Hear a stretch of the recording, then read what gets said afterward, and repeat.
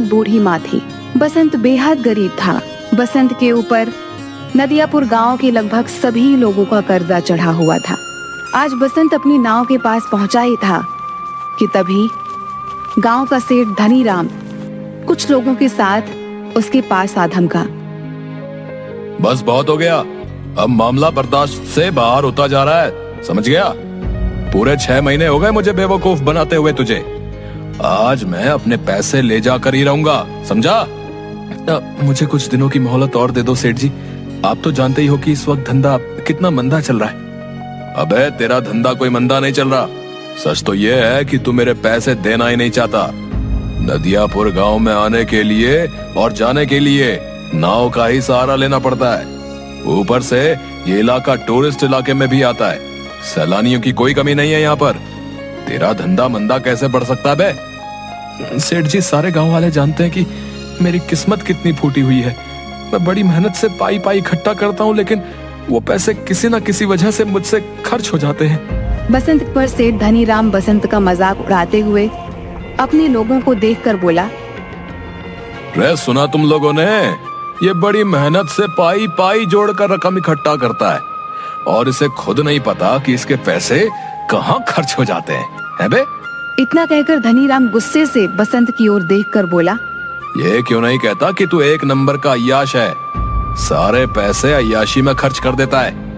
बेवकूफ आदमी, तुझे कोई और नहीं मिला बेवकूफ बनाने के लिए, है बे?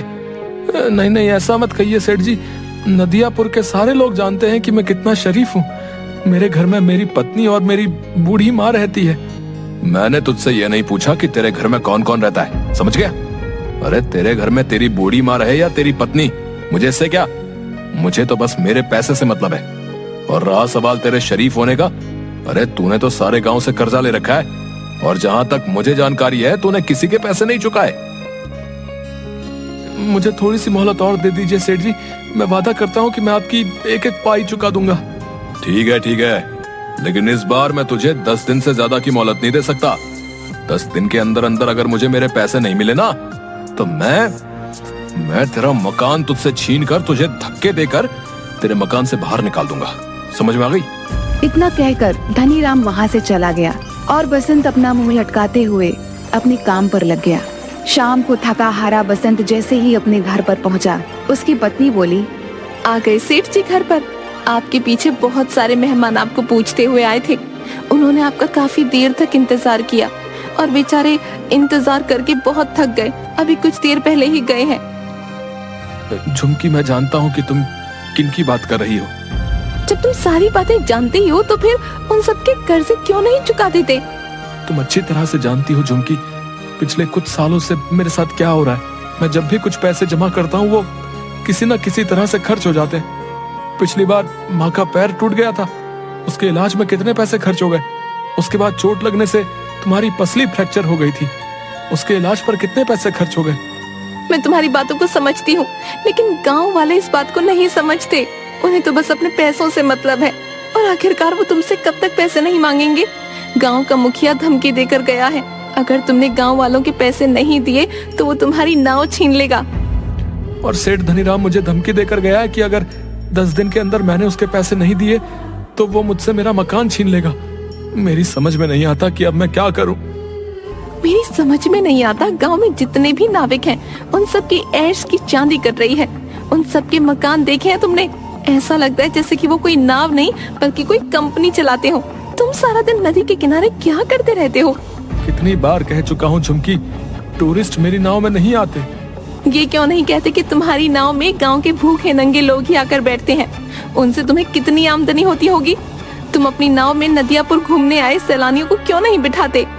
जितने भी नाविक हैं वो झूठ बोलकर टूरिस्ट को अपनी नाव में बैठाकर सिर्फ उन्हें चूना लगाते हैं और मुझे झूठ बोलना नहीं आता। नहीं चाहिए मुझे हराम की कमाई। अरे सच्चाई के देवता, ये धंधा है। ये क्यों नहीं कहते कि तुम्हें धंधा करना ही नहीं आता? जिसे तुम धंधा कह रही हो मैं उसे अच्छा नहीं समझता। मेरी तो किस्मत ही फूटी हुई है कि मुझे तुम्हारे जैसा पति, बेवकूफ पति मिला। अगर ऐसे ही हाल रहा ना तो वो दिन दूर नहीं कि जिस दिन तुम्हारी नाव भी तुमसे छीन ली जाएगी। उसके बाद मुझे और मांझी को इस घर से धक्के देकर बाहर निकाल दिया जाएगा। उसके बाद अपने सच्चाई के प्रवचन बाहर बैठकर देते रहना। इतना कहकर झुमकी गुस्से से वहां से चली गई। ऐसे ही 10 दिन गुजर गए। 10वें दिन बसंत नदी के किनारे उदास बैठा हुआ गहरी सोच में डूबा हुआ था कि तभी वहां पर धनीराम फिर से आ पहुंचा। याद है ना बसंत, आज तेरा आखिरी दिन है। अब इससे ज्यादा मैं तुझे और मोहलत नहीं दे सकता भाई। शाम को मैं तेरे घर पर आऊंगा वसूली करने के लिए। मेरे पैसे तैयार रखना, नहीं तो अपना बोरिया बिस्तर समेट कर चुपचाप चले जाना। इतना कहकर धनीराम वहां से चला गया।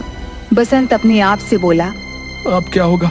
पूरे 10 दिन से मेरी नाव में मुश्किल से 20 मुसाफिर भी नहीं बैठे होंगे। मैं धनीराम के पैसे कहां से दूंगा? अगर मैंने उसे पैसे नहीं दिए तो वो मेरे परिवार को बेइज्जत करके घर से निकाल देगा। मैं कहां जाऊं?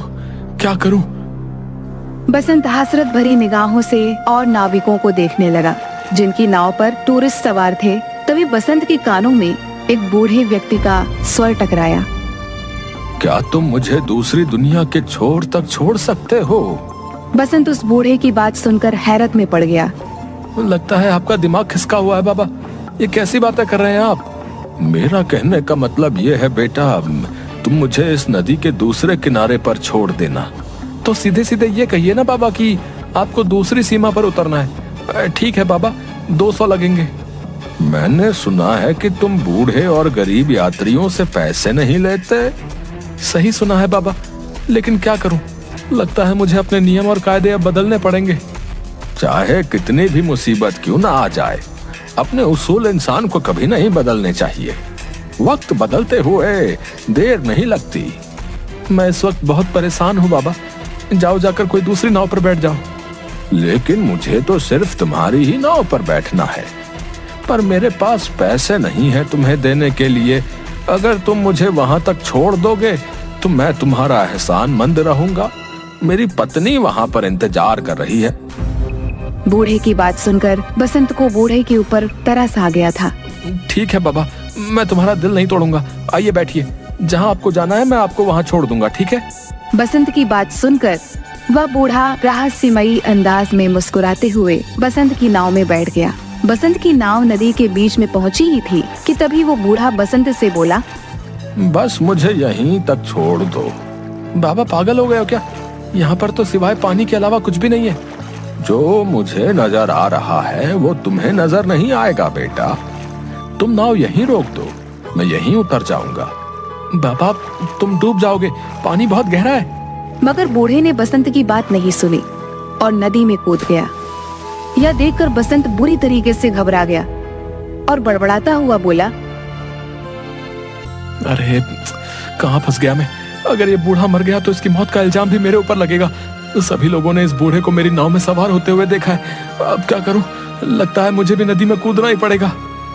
इतना कहकर बसंत ने नदी में छलांग लगा दी।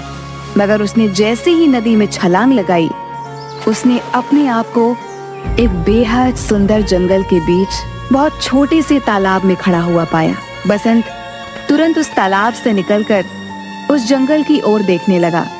तभी उसके कानों में एक भारी आवाज टकराई। बेटा मेरी शाख थोड़ी सी झुक रही है, इसे थोड़ा सा सीधा कर दो, मुझे दर्द हो रहा है। बसंत ने देखा कि वो जिस पेड़ के नीचे खड़ा था, बसंत से वही पेड़ बोला था। बसंत डर गया। डरो मत, अगर तुम मेरा ये काम करोगे तो मैं तुम्हें आगे का रास्ता बता दूंगा। बसंत ने डरते डरते उस पेड़ की शाख ऊंची कर दी।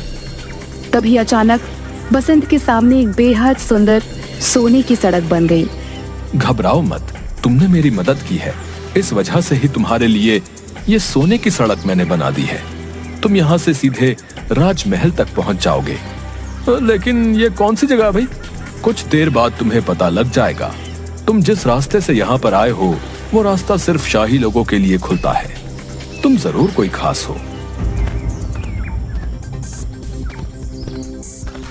कुछ दूर चलकर बसंत की नजर एक पेड़ पर गई जहां पर लाल लाल सेब लटक रहे थे।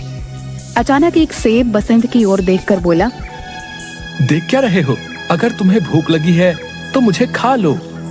अरे वाह, ये मैं कहाँ आ गया? वो बूढ़ा जरूर कोई मायावी व्यक्ति था। नहीं, मैं जहाँ पर रहता हूँ वहाँ पर बोलने वाले फल नहीं होते। अगर वो बोलते तो हम बिल्कुल नहीं खाते। तुम वाकई बहुत दयालु लगते हो।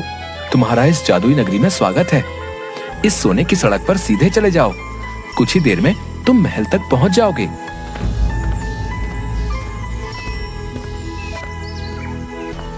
कुछ ही देर में बसंत एक आलीशान महल के सामने पहुंच गया। तभी उसके कंधे पर पीछे से किसी ने हाथ रखा। बसंत ने देखा तो सामने वही बूढ़ा खड़ा उसे देखकर मुस्कुरा रहा था। कौन हो तुम और ये कौन सी जगह है? अचानक वह बूढ़ा एक बेहद सुंदर राजकुमार में तब्दील हो गया। ये सारा का सारा राज्य मेरा है। तुम पृथ्वी पर नहीं बल्कि दूसरी एक जादुई दुनिया में हो। दूसरी दुनिया में? मैं कुछ समझा नहीं। दरअसल नदियापुर गांव की नदी के बीच एक दूसरी जादुई दुनिया का द्वार खुलता है। ये एक जादू की दुनिया है। तुम्हारा महल तो बिल्कुल सोने का मालूम होता है। यहाँ के दरवाजे, यहाँ तक कि सैनिक भी सोने के ही मालूम होते हैं। सोने के मालूम नहीं होते, ये सोने के ही हैं। मैं तुम्हें बहुत दिनों से नाव में बैठा हुआ उदास देख रहा था।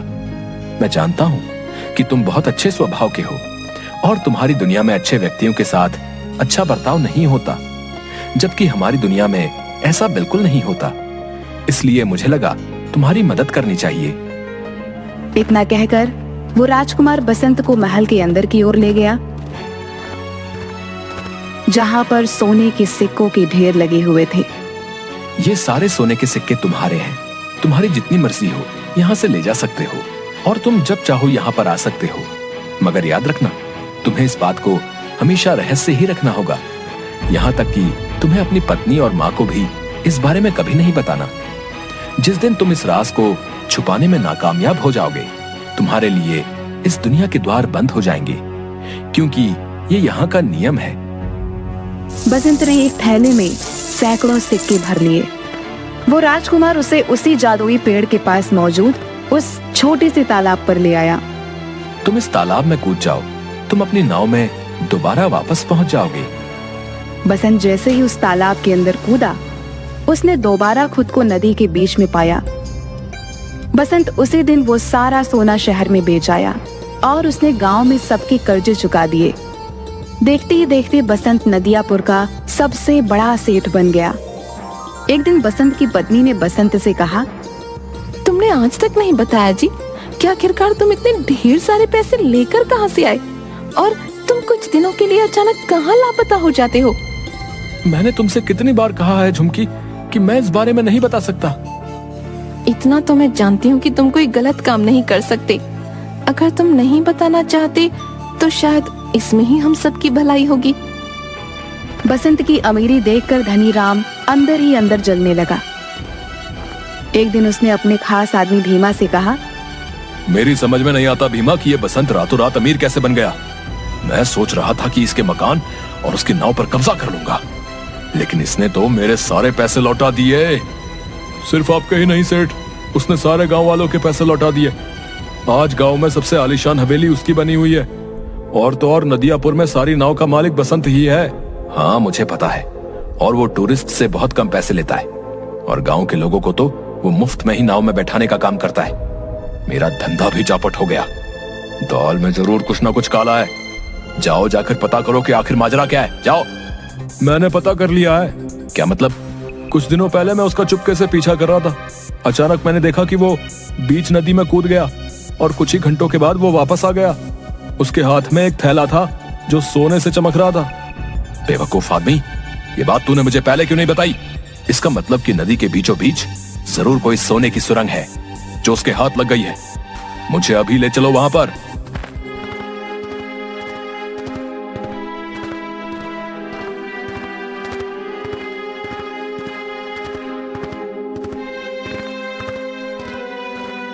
कुछ ही देर में सिर्फ धनी राम और भीमा नदी के बीच पहुंच गए।